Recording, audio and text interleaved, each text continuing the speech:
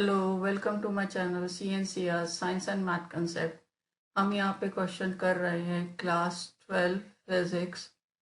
Topic है electrostatic charges and electric field. Question JEE main exam के लिए है। क्वेश्चन कहता है 4 point charges -q and -q are located on y-axis at y is equals to -2d, -d, plus d and plus 2d respectively.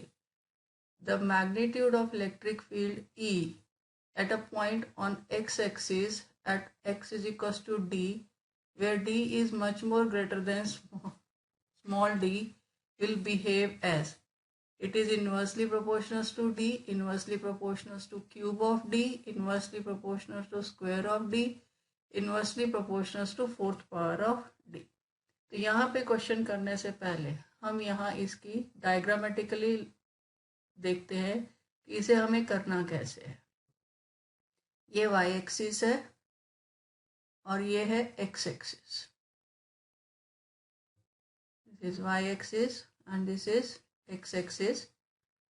ये distance d है और ये distance 2d है।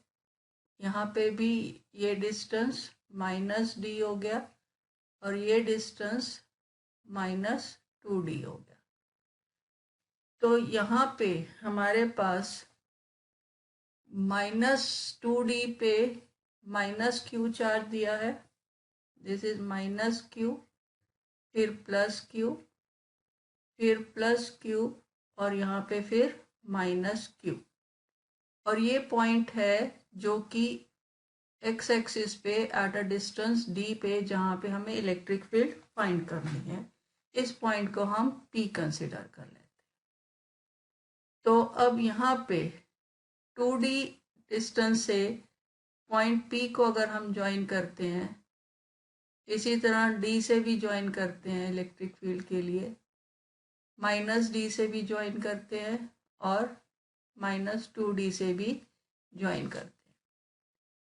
तो यहाँ पर क्योंकि यह चार्ज नेगेटिव है, इलेक्ट्रिक फील्ड E2 इस तरफ आएगी और -2d पे भी चार्ज नेगेटिव है तो ये भी इस तरफ आएगी। Electric field towards the charge हो जाएगी। अब d पे चार्ज पॉजिटिव है तो इसकी इलेक्ट्रिक फील्ड E1 ले लेते हैं, वो इस डायरेक्शन में चली जाएगी। -d पे भी चार्ज पॉजिटिव है तो इसकी इलेक्ट्रिक फील्ड भी E1 इस डायरेक्शन में आ जाएगी। अगर ये एंगल हम θ1 कंसिडर करते हैं तो ये भी θ1 बनेगा। अगर ये पूरा एंगल हम θ2 कंसिडर करते हैं तो ये भी पूरा एंगल θ2 बनेगा। सिमिलरली हम यहाँ पे ये कह सकते हैं कि हमारा ये वाला एंगल θ1 बनेगा और ये भी एंगल θ1 बनेगा। अब ये डिस्टेंस भी d है और ये डिस्टेंस भी d है, ये डिस्टेंस भी d है और ये डिस्टेंस भी d है। तो अब यहाँ पर पॉइंट P पे हम कंपोनेंट्स बना देते हैं इलेक्ट्रिक फील्ड के।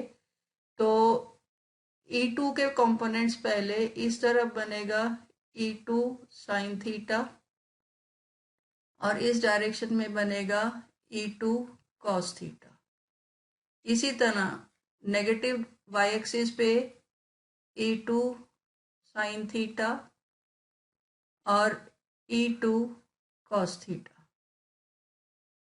ये θ2 है क्योंकि एंगल 2 बना है। अब इसी तरीके से हम E1 के बनाते हैं। इस तरफ बनेगा E1 sin θ1 और इस तरफ भी बनेगा E1 sin θ1 और इस तरफ बनेगा E1 cos θ1 और दूसरी तरफ का भी E1 cos θ1।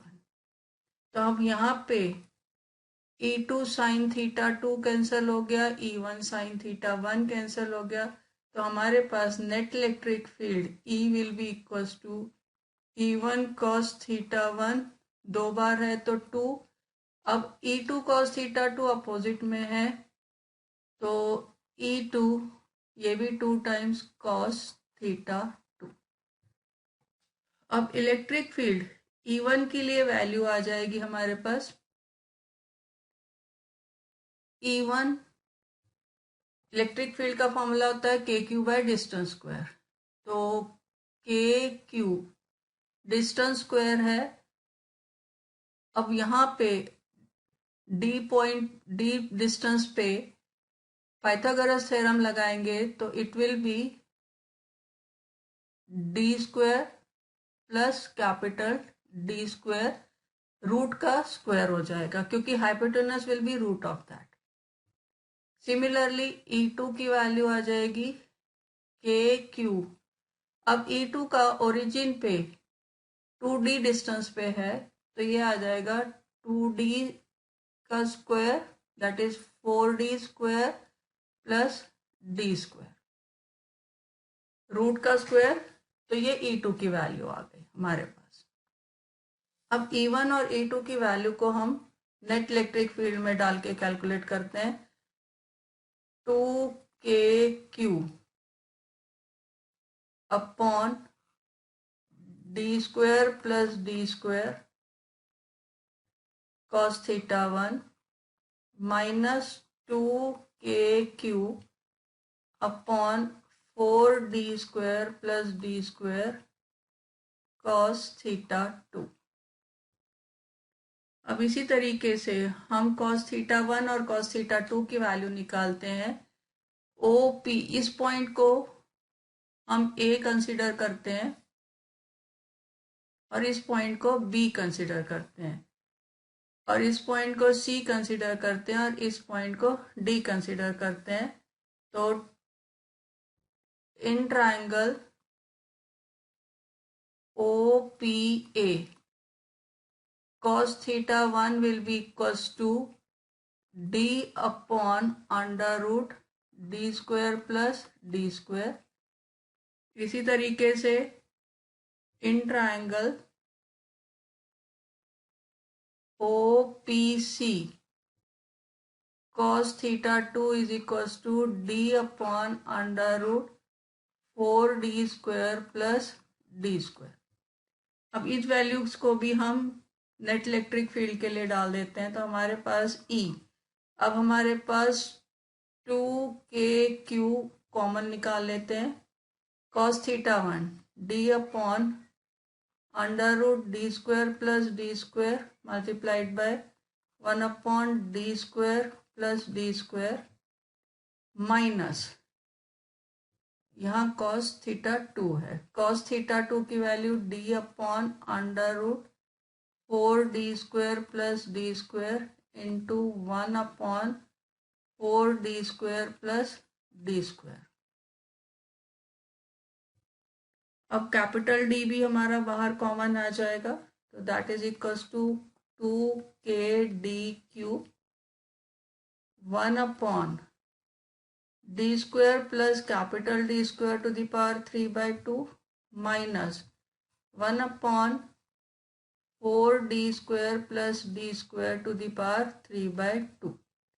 अगर हम इसमें से कैपिटल D को कॉमन बाहर निकाल लें तो 2KDQ 1 अपॉन, तो D क्यूब कॉमन निकलेगा तो इसे लिख सकते हैं 1 प्लस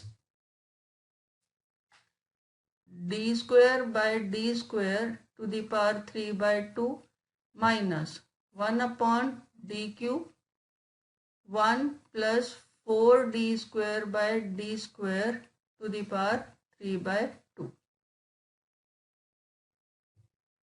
तो D क्यूब भी कॉमन बाहर आ जाएगा, तो this will be equals to 2KDQ upon D cube.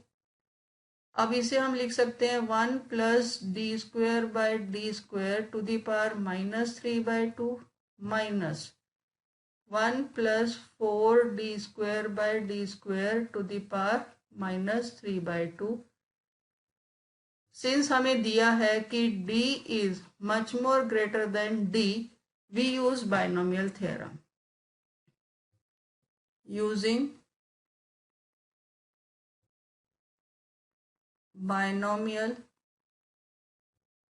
theorem E is equals to, अब यहाँ पे एक d भी कैंसिल हो गया तो ये बन गया 2kq upon D square bracket 1 minus 3/2 D square by D square minus 1 minus 3/2 into 4 D square by D square. इसे फर्दर सॉल्व करते हैं तो E is equals to 2kq upon D square 1 minus 3/2 D square by D square minus 1 minus minus plus 3/2 into 4 D square by D square.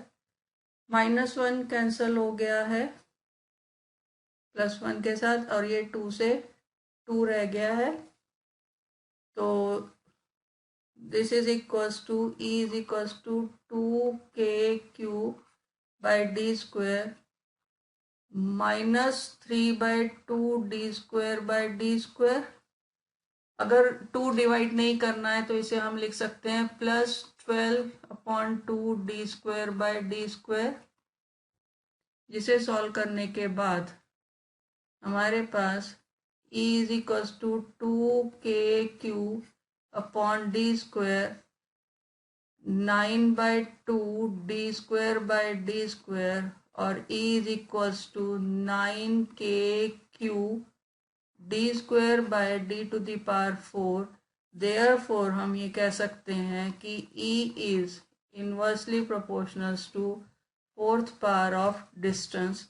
अब हमारे options पे चलते हैं और देखते हैं कि हमारे को ऑप्शंस में ऑप्शन डी दिया हुआ है E is inversely proportional to 4th power of D. That is all for this question. Keep watching my other videos for more challenging questions and do subscribe my channel.